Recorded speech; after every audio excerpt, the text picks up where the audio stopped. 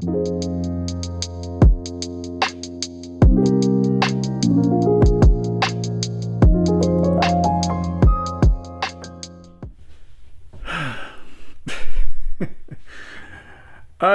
getting like lines everywhere of light, bands of light here and whatever.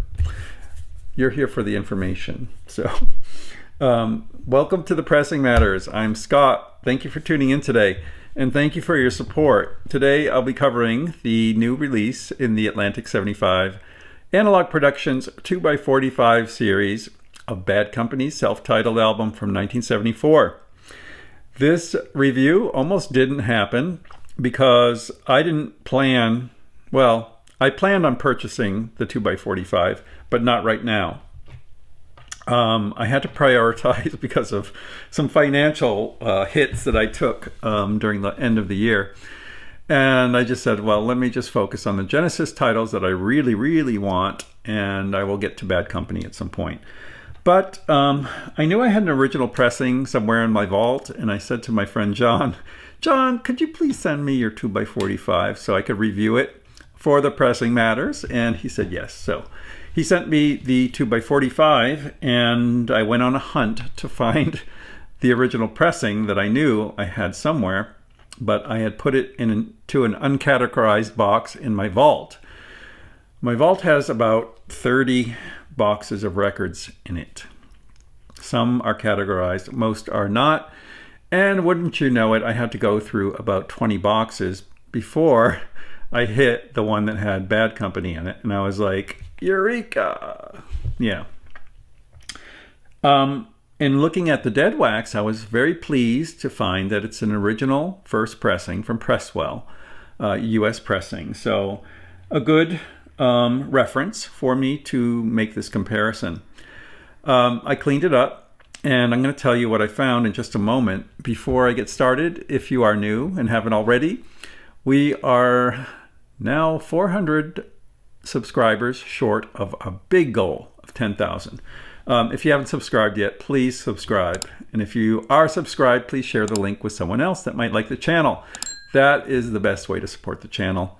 There's also a super thanks feature listed below every video if you care to donate to the Pressing Matters. And also, I believe I have this record in my storefront. So if you are interested in this record or any other audiophile releases, please check out the Pressing Matters storefront that's listed in every description box. A great way to support the channel if you already use Amazon. So thank you for checking that out. So this record brought me right back to my youth. I was a very young teenager when this came out. I remember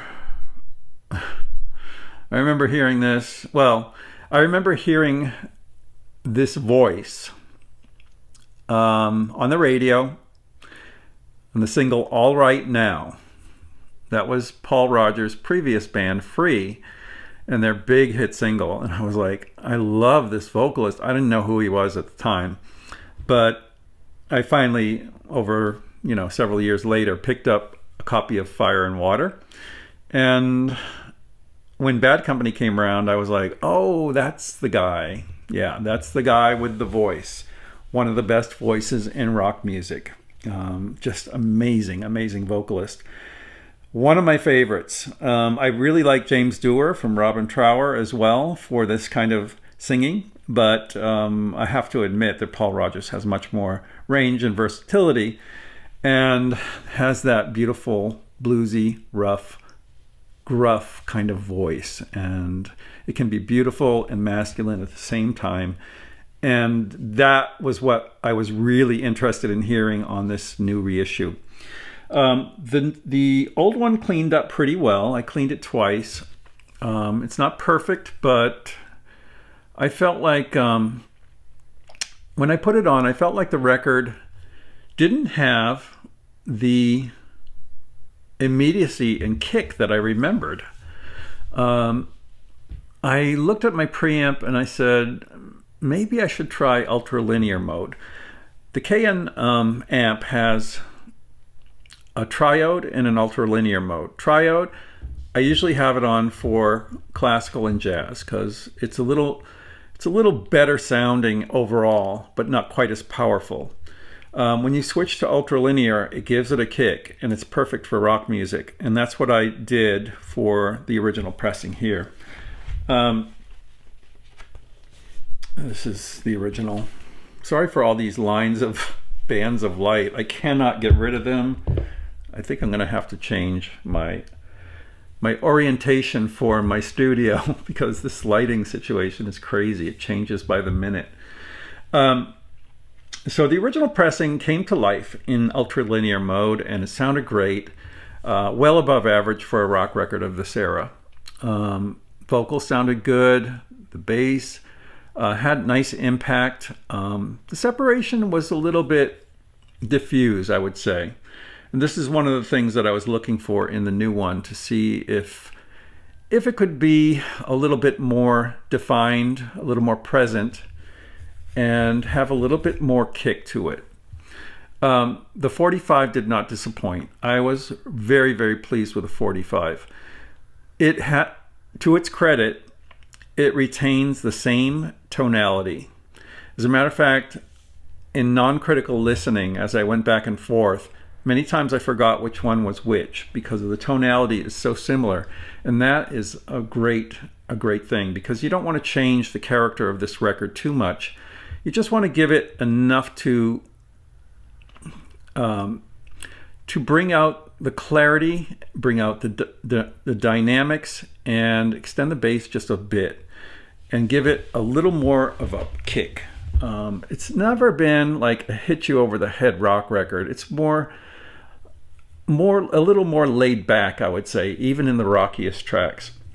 I mainly focused on Can't Get Enough, Rock Steady, Ready for Love. I mean, that was like the 1, 2, 3 punch that all of us remember for this record, and it sold the record. And on the second side, Bad Company. So I played all of those on the original. They all sounded great, but a little compressed, a little distant, and not really having the clarity that I was hoping to hear in the voice and the separation of the instruments, especially in the background. There are some background vocals here and there throughout the album, and I felt like the original pressing was a little bit compromised in that area. Bass line was a little less easy to follow than when I switched to the 45. The 45, as I said, retains the same tonality of the original, but it improves in almost every area, just enough to not alter the character of the record, but give it something fresh and new, and kind of push it out a little bit so that it comes to life in a wonderful way. The vocals sound better than they ever have. The vocals sound wonderful. I followed every vocal line, never detected any distortion whatsoever on the vocals, and it was great. Really nicely set in space. The guitars and bass and drums all have a bit more character to them, a little more clarity and punch and separation, and that gives the record a rockier feel than my original pressing. The original pressing sits back a bit and is a little bit, not polite, but could use a little help, I thought. And the 45 solves that in a most beautiful way. Surfaces were so silent that it was a joy to follow along with this record, even in the tracks that maybe are not my favorites. Some of the slower tracks, I've always kind of bypassed, but they sounded wonderful on this. And really, the new pressing brings out every track to its best advantage. I think this new 45 is wonderful. The jacket's wonderful for sure. Yeah, the jacket's great, but it's never looked better. But yeah, this is a nice upgrade. Very true to the original, and that's important. But it is significantly cleaner and better sounding than the original pressing that I have. And for that, I give it high marks. I think it's a great upgrade. Whether it's worth it to you is up to you. If you have a very clean original, you're going to have the same tonality as the new one. The new one's just going to give you a little bit more of a kick in terms of a rock recording, and probably you'll be very impressed with the new one. I was, and I am putting it on my definite buy list for the future. Those are my thoughts on Bad Company, the new 2x45 from Analogue Productions. Let me know what you think in the comments. Until next time, I'm Scott for the Pressing Matters. Have a great day.